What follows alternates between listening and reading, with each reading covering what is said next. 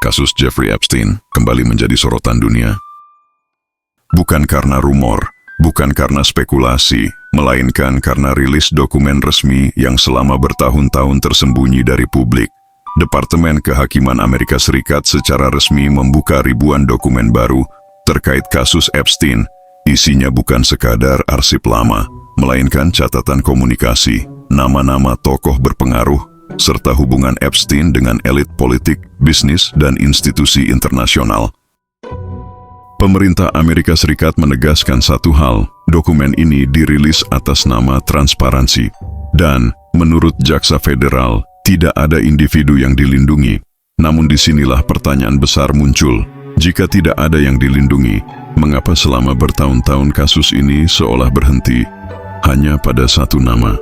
Dalam dokumen yang dirilis, sejumlah figur publik disebut pernah berkomunikasi atau bertemu dengan Epstein. Dokumen-dokumen ini membuka kembali dugaan lama bahwa Epstein bukan bekerja sendirian, bahwa ada jaringan, ada akses kekuasaan, dan ada sistem yang memungkinkan kejahatan berlangsung bertahun-tahun tanpa tersentuh. Kasus ini juga kembali melukai para korban. Sejumlah penyintas menyuarakan kekhawatiran. Mereka menilai pembukaan dokumen harus benar-benar melindungi identitas korban, bukan sekadar membuka arsip, lalu menutup pintu keadilan. Sebagian pertemuan terjadi setelah Epstein diketahui memiliki catatan kriminal. Fakta ini memicu tanda tanya serius di kalangan publik.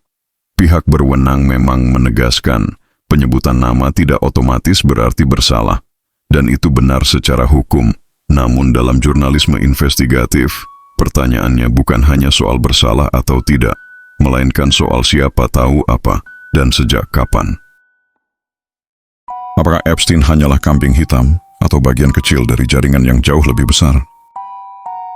Jeffrey Epstein sendiri meninggal dunia di sel tahanan pada tahun 2019. Sebelum persidangan digelar, sebelum semua fakta terungkap, kematian ini hingga kini masih memicu kecurigaan publik. Dan dengan dirilisnya dokumen baru, pertanyaan lama kembali menguat.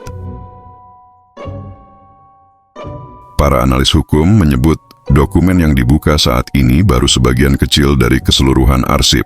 Artinya, masih ada fakta yang belum muncul ke permukaan. Tekanan terhadap aparat penegak hukum pun meningkat.